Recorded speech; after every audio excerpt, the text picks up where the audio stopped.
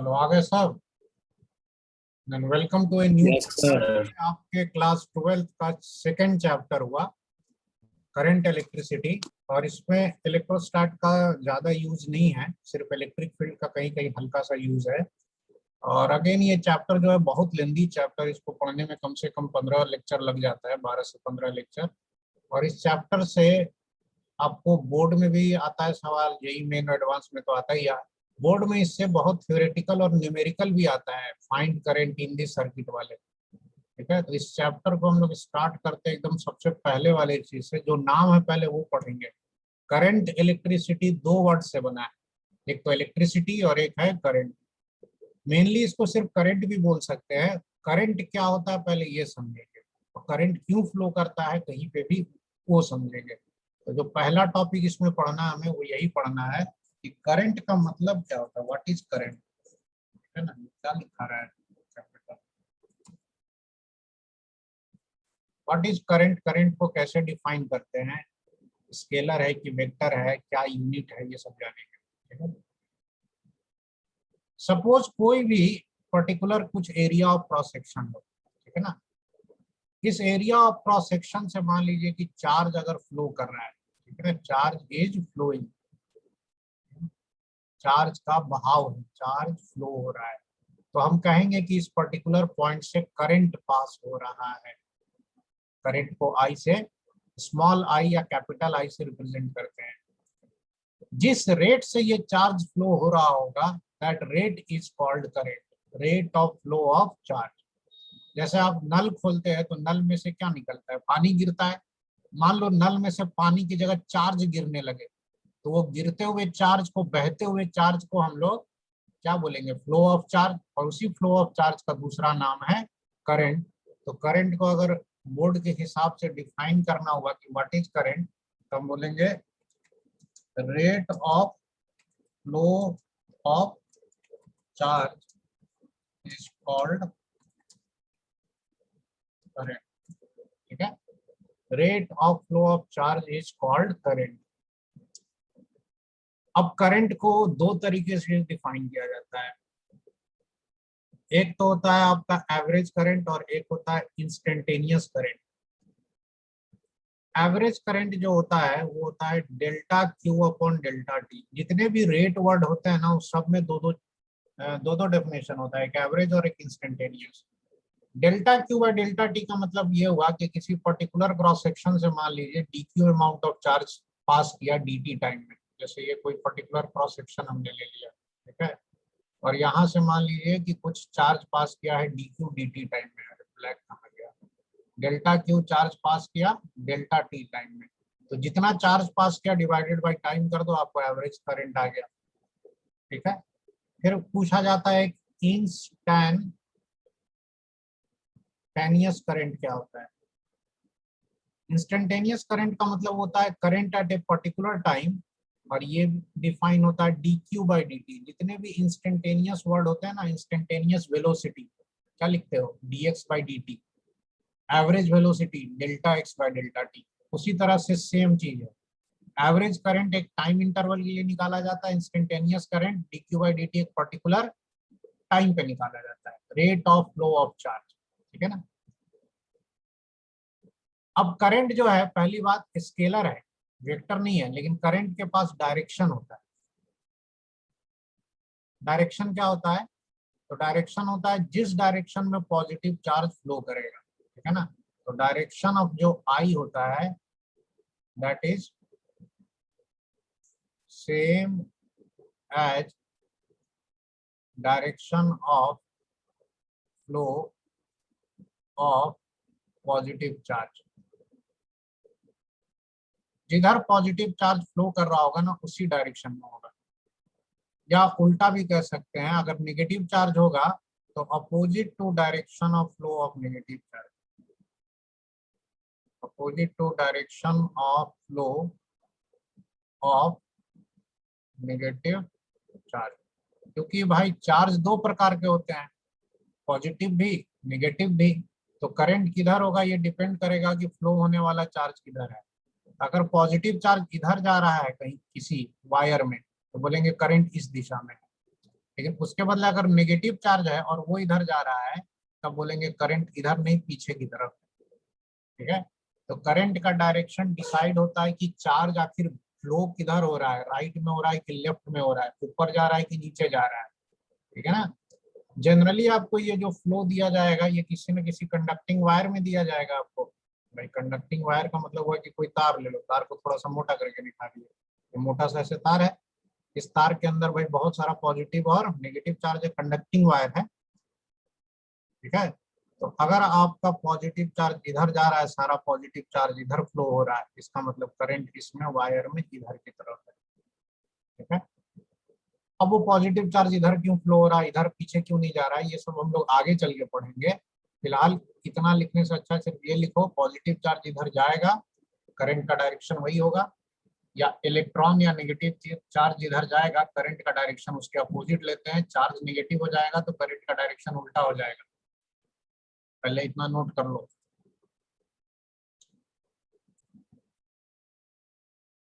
फिर से एक बार रीडिंग मार देते हैं। पहला पॉइंट तो यह है कि करंट के पास डायरेक्शन तो होता है लेकिन it is scalar quantity because ये vector law of addition follow नहीं करता है। ठीक है, यूनिट इसका होता है ampere, that is coulomb per second. Current एक पूरे क्रॉस सेक्शन के लिए डिफाइन होता है। जिस भी वायर में करंट फ्लो हो रहा हो, तो अगर आपको बोल दिया गया कि उसमें 5 एम्पियर करंट है तो 5 एम्पियर करंट पूरे वायर का है। उस वायर में आप कोई भी पॉइंट ले लेंगे, हर पॉइंट पे करंट आपको 5 ही एम्पियर बोलना है, यहाँ भी 5 एम्पियर बोलेंगे, यहाँ भी 5 एम्पियर बोलेंगे, वो पूरे क्रॉस सेक्शन के लिए डिफाइन होता है। फिर दूसरा बता रहे हैं कि करंट निकालते कैसे, तो चार्ज बटा टाइम होता है। तो मान लीजिए एक पर्टिकुलर क्रॉस सेक्शन से, ये जैसे बीच का है ना ये क्रॉस सेक्शन, उस तरह से लिए हैं, 2 सेकंड में 10 कूलम चार्ज पास कर गया, तो करंट हो गया 10 कूलम बटा 2 सेकंड 5 एम्पियर। और वो करंट का डायरेक्शन ये राइट है क्योंकि ये चार्ज पॉजिटिव है। लेकिन अगर 3 सेकंड में -18 कूलम इधर चला गया तो करंट तो होता है चार्ज बटा टाइम, तो 18/3 6 एम्पियर तो आ गया, लेकिन करंट का डायरेक्शन पीछे की तरफ होगा, जिधर नेगेटिव चार्ज जाएगा उसके अपोजिट। नोट कर लो।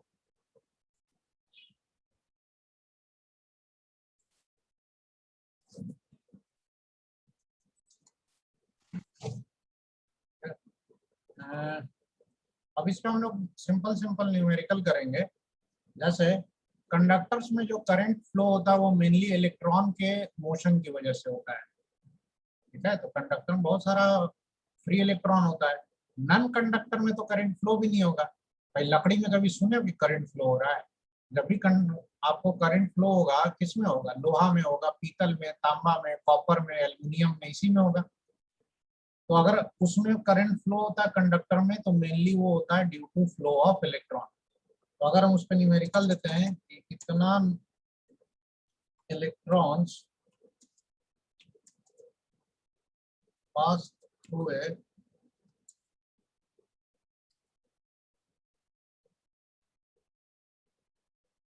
कंडक्टर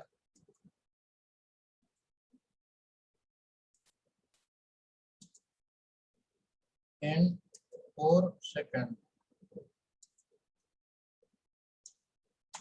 पॉइंट करंट, कितना कंडक्टर पास, कितना इलेक्ट्रॉन पास हुआ वो यहाँ लिख देते हैं। 10⁻⁴ 14 electrons pass through a conductor in 4 second. तो कितना जो है करंट होगा। तो पहले इस पर देखो, डायग्राम का मतलब ये हुआ कि कोई भी कंडक्टर हो, उसका क्रॉस सेक्शन कुछ भी हो, उससे जो है आपको इलेक्ट्रॉन पास किया, यहाँ से आपने चेक किया तो आपने 4 सेकेंड में देखा कि 4 सेकेंड में इतना सारा इलेक्ट्रॉन पास हो गया। कितना? 10⁻⁴ इलेक्ट्रॉन इधर क्रॉस कर गया। तो करंट उसके अपोजिट होगा क्योंकि इलेक्ट्रॉन नेगेटिव चार्ज होता है, लेकिन होगा कितना? सीधे कर दिया करो, चार्ज बटा टाइम। ठीक है, रफ लैंग्वेज में चार्ज बटा टाइम इज करंट। लेकिन चार्ज कितना होगा? तो चार्ज के लिए इलेक्ट्रोस्टैट का फॉर्मूला याद है। एक इलेक्ट्रॉन का चार्ज अगर आपको पता है तो 10⁻⁴ इलेक्ट्रॉन का चार्ज कैसे निकालोगे? Q = Ne, जो हमने इलेक्ट्रोस्टैट में चार्ज में पढ़ा था ना, चार्ज इज क्वांटाइज्ड। एन आपका हो गया नंबर ऑफ इलेक्ट्रॉन्स, ई हो गया इलेक्ट्रॉन का चार्ज दैट इज 1.6 इंटू 10 का पावर माइनस 19, इतना कूलम डिवाइडेड बाय कितने देर में पार किया, 4 सेकंड। ठीक है ना, तो ये अगर काट दें 4 से 1.6 तो ये 0.4 हो जाएगा। ये हो गया 0.4 इंटू 10 का पावर कितना हो गया, -5। इसको चाहें तो हम 4 इंटू 10 का पावर -6 भी लिख सकते हैं। 0.4 को 4 बनाएंगे तो यहाँ पे पावर एक और घट जाएगा, इतना एम्पियर भी कह सकते हो, या इसको आप चाहो तो 10 का पावर -6 को माइक्रो लिख सकते हो। तो 4 माइक्रो एम्पियर का करंट फ्लो हो रहा है, 10 टू द पावर -6 को माइक्रो लिख दिया मैंने। ठीक है, कोई डाउट है तो पूछो। अब नेक्स्ट एग्जांपल देखो,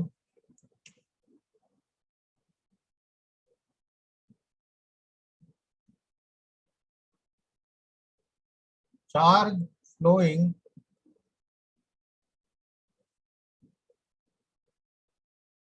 through a wire is as a function of time दिया हुआ है, टी स्क्वायर प्लस टी, इतना चार्ज फ्लो हो रहा है। पूछा जाए फाइंड एवरेज करंट, उसके लिए टाइम देना पड़ेगा, एवरेज करंट कहाँ से कहाँ के बीच, तो between t equal to 0 and t equal to 2 second.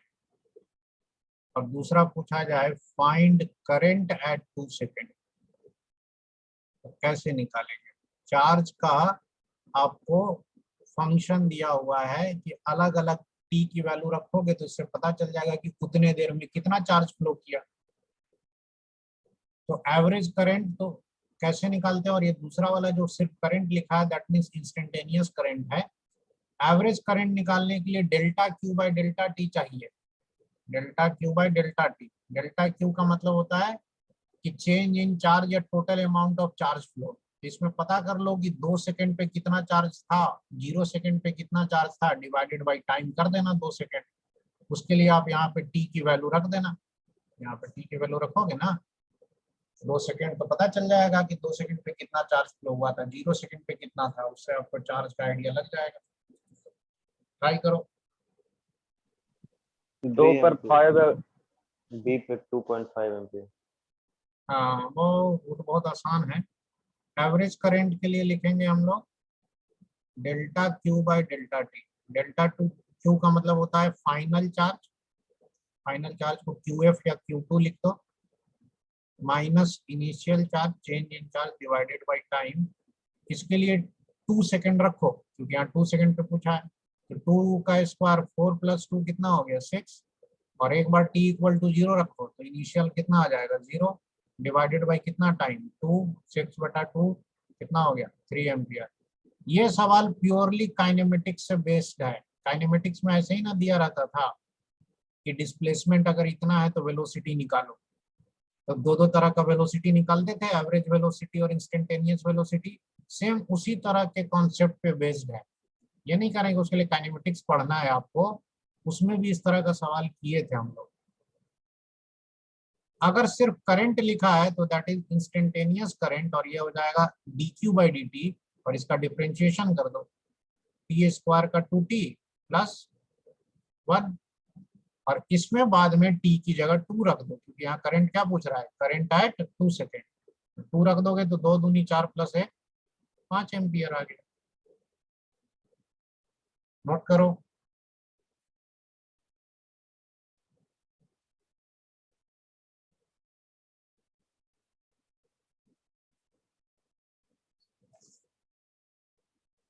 Suppose लिखा है कि 10 ampere current is flowing through a wire, ठीक है, या flowing in a wire. 10 ampere का करंट एक वायर में फ्लो हो रहा है। Find amount of charge flown through any cross section of the wire in 3 second. इस लाइन का क्या मतलब है, इसका मीनिंग समझते। ये कह रहा है कि कोई एक वायर ले लिया, इसको सिलेंडर का ऑप्शन नहीं दिया है, कोई बात नहीं, ऐसे वायर ले लिया। हर वायर ऐसे हम लोग सिलेंडर की तरह ही दिखाते हैं। अब इस वायर में करंट फ्लो हो रहा है, ठीक है, इस वायर का ऐसे क्रॉस सेक्शन दिखा दिया। वो करंट कितना फ्लो हो रहा है, तो वो दे रखा है 10 एम्पियर। तो करंट को आप बॉडी के अंदर दिखाइए, बाहर दिखाइए, कहीं भी दिखा दीजिए, बगल में से लिख देते हैं चलो भाई इसमें करंट फ्लो हो रहा है 10 एम्पियर। तो क्वेश्चन ये कह रहा है कि find amount of charge flown through any cross section. Cross section का मतलब यहाँ भी ले लो, यहाँ भी ले लो, या बीच में कोई भी क्रॉस सेक्शन ले लो, सब तो बराबर है, ठीक है, या बड़ा छोटा भी होता है, उससे फर्क नहीं पड़ता है। इस क्रॉस सेक्शन से 3 सेकंड में कितना चार्ज फ्लो किया होगा। This is something like 30 Q equal to I T, क्योंकि आई होता है Q by T. This is something like कि मान लो कि इसमें कोई कह दे कि ये पाइप और इसके अंदर पानी बह रहा है, पानी का बहाव का दर है 10, तो 3 सेकंड में कितना पानी बह गया यहाँ से, तो 10 गुने 3 30, वही है। तो सिंपल सा फॉर्मूला है, आई इज इक्वल टू क्या होता है, चार्ज बाई टाइम। तो चार्ज कितना हो जाएगा किसी भी क्रॉस सेक्शन से, Q equal to I t. I आपका 10 है, टाइम आपका 3 है, इसका मतलब 30 कूलम चार्ज यहाँ से फ्लो हो गया। यही अगर टाइम बढ़ा दे तो बोलते कि 5 सेकंड में कितना पास हुआ, तो 50 कूलम पास हो गया। 10 सेकंड में कितना पास हुआ, 100 कूलम पास हो गया। जितना टाइम बढ़ाओगे उतने देर में यहाँ से ज्यादा चार्ज फ्लो हो जाएगा। समय बीतता जा रहा है ना, तो चार्ज लगातार फ्लो होते जा रहा है, होते जा रहा है। तो इसको ऐसे भी समझ सकते हो कि यहाँ से ना, ये पाइप में ना 10 आदमी चल रहे हैं पर सेकंड, यहाँ से 10 आदमी 1 सेकंड में पार करते हैं, और खूब सारे आदमी का भीड़ है, तो 3 सेकंड में कितने लोग पार कर जाएंगे, तो 10 गुने 3 30 लोग। वही सिंपल सा फंडा है। अब यहाँ चूंकि करंट कांस्टेंट है, तो हमने ये वाला फॉर्मूला लगा दिया, कौन सा वाला, Q equal to I T. अब यहीं से आता है सवाल कि अगर करंट आपका वेरिएबल होता तो, ठीक है, इफ करंट इज वेरिएबल, बोलोगे वेरिएबल का मतलब, अरे मतलब चेंज हो रहा है। आई इज इक्वल टू कुछ टाइम का फंक्शन दे दे, 2t+3 दे दे, तो वैसे में क्या करेंगे, आई होता है क्या, dq बाई dt, ये भी होता है, ये तो एवरेज वाला होता है, ये इंस्टेंटेनियस वाला होता है। ऐसे केस में आप लिख सकते हैं dq is equal to I into dt। क्या हुआ, dq is the small amount of charge flown in dt time, dt time में कितना फ्लो किया। तो अगर आपको टोटल चार्ज कितना फ्लो किया निकालना है, तो आपको क्या करना पड़ेगा, ये आई dt का इंटीग्रेशन। इंटीग्रेशन में आपको लिमिट लगाना होगा कि 0 से लेकर कितने देर में, 0 से 3 सेकंड तो 3 लिख देंगे, 0 से 4 सेकंड तो 4 लिख देंगे, ठीक है। हम इसको 0 से t लिख देते हैं, जितने देर में बोला जाए इंटीग्रेट करके हम चार्ज निकाल लेंगे, ठीक है। ये क्लियर हुआ है ना। तो current 30 coulomb. Wire is 2t+1, charge निकालने के लिए आई dt का इंटीग्रेशन करेंगे, क्योंकि करंट वेरिएबल है, हम इसे लिख देंगे करंट की जगह 2t+1 30 कूलम। ठीक है। और फिर इंटीग्रेशन में 0 से लेकर के कहां तक करेंगे, 5 तक। क्यों, charge flown in the wire in 5 second बोला है। 2t का इंटीग्रेशन होता है t² और 1 का होता है t। लिमिट लगेगा 0 to 5, तो 5 यहाँ रख दो, तो ये हो जाएगा 25, और प्लस t की जगह 5, बाद में 0 रखोगे तो 0 आएगा, तो ये हो जाएगा 30 coulomb charge will pass through the wire, ठीक है। करंट जो वायर में फ्लो हो रहा है, अगर वो कांस्टेंट करंट हुआ तो इस तरह का ग्राफ होगा कि भाई टाइम चेंज होता जा रहा है, लेकिन करंट उतने का उतना ही है। लेकिन यहाँ पर जो करंट है वो वेरिएबल है और इस तरह का है, मतलब करंट कुछ शुरू में था, बाद में घटते घटते 0 हो गया। करंट की वैल्यू 10 एम्पियर थी, करंट एम्पियर में, और टाइम नापेंगे सेकंड में, और टाइम यहाँ पे दिया हुआ है सपोज 6 सेकंड, ये हो गया 0 सेकंड। तो करंट आपका ग्रेजुअली घटते घटते घटते 0 हो गया। तो जिस भी वायर में ये करंट फ्लो हो रहा है, पूछा गया है find net charge flown through the wire, उस तार से टोटल कितना चार्ज फ्लो हुआ ये पूछ रहा है। ठीक है, तो अब टोटल चार्ज कैसे निकालेंगे सोचो। करंट कांस्टेंट है कि वेरिएबल है? कांस्टेंट। वेरिएबल। वेरिएबल कांस्टेंट होता तो ऐसे ना लाइन होता जी, ऐसे होता यस सर। कि हमेशा 10 का 10 ही बना हुआ है, घट नहीं रहा है, यहाँ तो घटते घटते 0 हो गया। जब करंट वेरिएबल होता है तो चार्ज कैसे निकालते हैं, आई इंटू डी टी का इंटीग्रेशन, और आई इंटू डी टी का इंटीग्रेशन का मतलब क्या हो गया, फिर से काइनेमेटिक्स आ गया, area under I T graph. I T का जो कर्व है या ग्राफ है उसके अंदर का जो एरिया होगा, यही ना होता है बेसिक इंटीग्रेशन का मतलब। जिस तरह से हम लोग लिखते हैं काइनेमेटिक्स में कि displacement is equal to v d t का इंटीग्रेशन, तो वी डी टी का इंटीग्रेशन का मतलब ये क्या होता है, area under v t graph नहीं निकालते थे कि वेलोसिटी टाइम ग्राफ का एरिया निकाल लोगे तो डिस्प्लेसमेंट आ जाएगा। ठीक उसी तरीके से अगर करंट और टाइम का ग्राफ है, उसका एरिया ये निकाल लोगे ना तो ये क्या बता देगा, चार्ज। तो अब एरिया निकालना तो फिर बहुत आसान काम है। ये शेप कैसा दिख रहा है, क्या है, स्क्वायर है, ट्रायंगल है, ट्रायंगल है सर, ट्रायंगल है सर, ट्रायंगल।